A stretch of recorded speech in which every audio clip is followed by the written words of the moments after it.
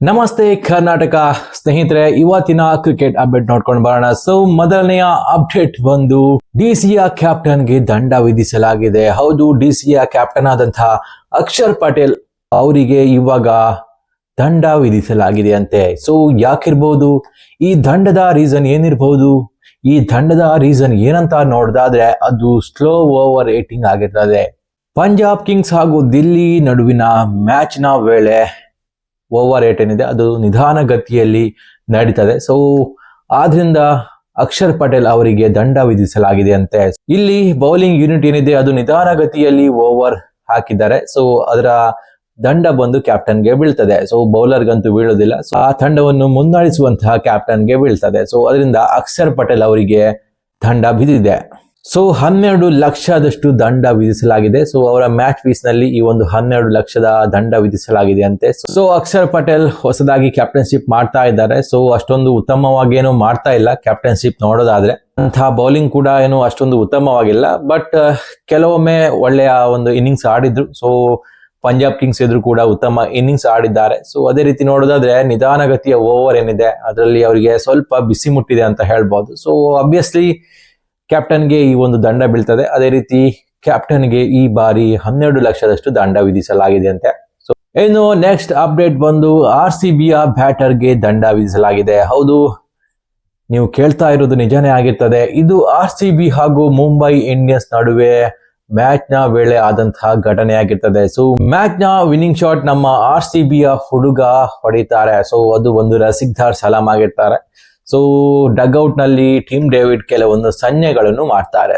ಅದು ಇವಾಗ team David ಅವರಿಗೆ ದಂಡ ವಿಧಿಸಲು ಕಾರಣವಾಗಿದೆ ಅಂತ ಹೇಳ್ಬಹುದಾಗಿರ್ತದೆ. ಕೆಲವೊಂದು ರೂಲ್ಸ್ ಅಂಡ್ ರೆಗ್ಯುಲೇಷನ್ ಅನ್ನು ಯಾವೊಬ್ಬ ಪ್ಲೇಯರ್ ಕೂಡ ಮೀರಬಾರ್ದು. ಆ ಒಂದು ರೂಲ್ಸ್ ರೆಗ್ಯುಲೇಷನ್ ಅನ್ನು ಟೀಮ್ ಡೇವಿಡ್ ಅವರು ಬ್ರೇಕ್ ಮಾಡಿದ್ದಾರೆ. ಅದರಿಂದ ಅವರಿಗೆ ಈ ಒಂದು ದಂಡ ಬಿದ್ದಿದೆ. ಎಷ್ಟಿರಬಹುದು ಆ ದಂಡ ಅಂತ ನೋಡೋದಾದ್ರೆ ಮ್ಯಾಚ್ ಫೀಸ್ ನ 30% ಅಷ್ಟು ದಂಡ ವಿಧಿಸಲಾಗಿದೆ ಅಂತೆ.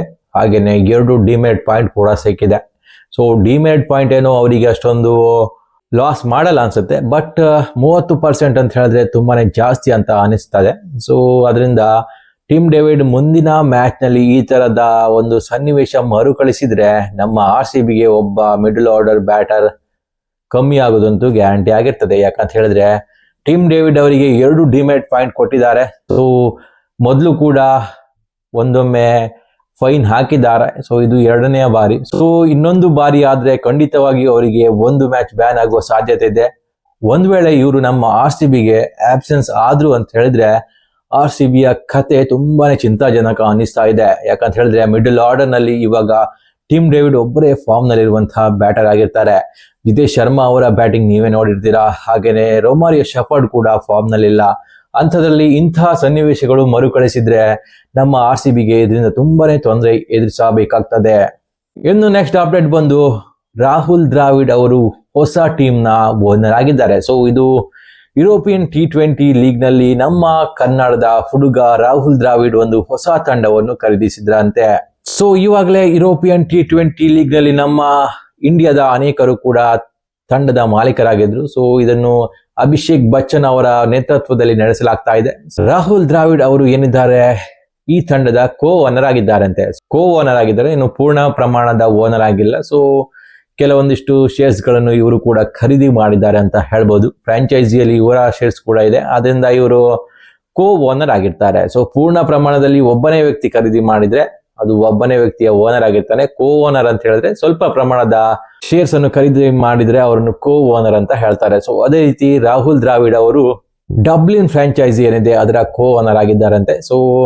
ಇದರಿಂದ ಯುರೋಪಿಯನ್ T20ಯಲ್ಲಿ ನಮ್ಮ ದೇಶದ ಘನತೆ ಹೆಚ್ಚಿಸಲಿಕ್ಕೆ ಅಥವಾ ಯುರೋಪಿಯನ್ T20ಯ ಘನತೆ ಹೆಚ್ಚಲಿಕ್ಕೆ ನಮ್ಮ ರಾಹುಲ್ ದ್ರಾವಿಡ್ ಅವರು ಮುಂದಾಗಿದ್ದಾರೆ. ಹೇಳೋದಕ್ಕೆ ಆಗೋದಿಲ್ಲ, ಮುಂದೊಂದು ದಿನ ಈ T20 ಲೀಗ್ ಏನಿದೆ ವಿಶ್ವದ ಬಲಿಷ್ಠ T20 ಲೀಗ್ ಗಳಲ್ಲಿ ಒಂದಾದ್ರೂ ಆಗ್ಬಹುದಾಗಿರ್ತದೆ. ಯಾಕಂತ ಹೇಳಿದ್ರೆ ನಮ್ಮ ಇಂಡಿಯನ್ಸ್ ಎಲ್ಲಾದ್ರೂ ಟೀಮ್ ನ ಬೈ ಮಾಡ್ಕೊಂಡ್ರೆ ಆ ಲೀಗ್ ತುಂಬಾನೇ ಎತ್ತರಕ್ಕೆ ಹೋಗ್ತದೆ. ಉದಾಹರಣೆಗೆ SA T20 ಲೀಗ್ ಆಗಿರ್ಬೋದು, ಐ ಲೀಗ್ ಆಗಿರ್ಬೋದು, ಇಂತಹ ಲೀಗ್ ಗಳಲ್ಲಿ ನಮ್ಮ ಇಂಡಿಯನ್ಸ್ ಟೀಮ್ ಗಳನ್ನು ಖರೀದಿ ಮಾಡಿದ್ದಾರೆ. ಅದೇ ರೀತಿ ಆ ಲೀಗ್ಗಳು ಉತ್ತಮವಾಗಿ ಪರ್ಫಾರ್ಮ್ ಮಾಡ್ತಾ ಇದ್ದಾವೆ. ಅದೇ ರೀತಿ ಇವಾಗ ಯುರೋಪಿಯನ್ T20 ಲೀಗ್ ನಲ್ಲೂ ಕೂಡ ನಮ್ಮ ಭಾರತೀಯರು ಎಂಟ್ರಿ ಕೊಟ್ಟಿದ್ದಾರೆ. ಇದು ಕ್ರಿಕೆಟ್ಗೆ ಒಂದು ಉತ್ತಮ ಸ್ಟೇಜ್ ಅನ್ನು ಹೊಂದಿಸ್ತದೆ ಅಂತ ಹೇಳ್ಬಹುದಾಗಿರ್ತದೆ. ಇನ್ನು ನೆಕ್ಸ್ಟ್ ಅಪ್ಡೇಟ್ ಬಂದು ಧೋನಿ, ರೋಹಿತ್ ಹಾಗೂ ನಮ್ಮ ಕಿಂಗ್ ಕೊಹ್ಲಿ ನಂಬರ್ 1. ಹೌದು ಗುರು, ಈ ವಿಷಯ ಬರ್ತಾ ಇರೋದು IPL ಮ್ಯಾಚ್ ನ ಸಂಖ್ಯೆಯಲ್ಲಿ. ಹೌದು, ಅತಿ ಹೆಚ್ಚು IPL ಆಡಿದವರ ಹೆಸರಿನಲ್ಲಿ ನಮ್ಮ ಧೋನಿ, ರೋಹಿತ್ ಹಾಗೂ ವಿರಾಟ್ ಕೊಹ್ಲಿ ಅವರು ಇವಾಗ ಸಮಬಲ ಸಾಧಿಸಿದ್ದಾರೆ. ಅಂದ್ರೆ ನಂಬರ್ 1 ಸ್ಥಾನದಲ್ಲಿ ಈ ಮೂವರು ಎಂಟ್ರಿ ಕೊಟ್ಟಿದ್ದಾರೆ. ಸೊ ಧೋನಿ ಮೊದಲನೆಯವರಾಗಿ ಎಂಟ್ರಿ ಕೊಟ್ಟಿದ್ದಾರೆ.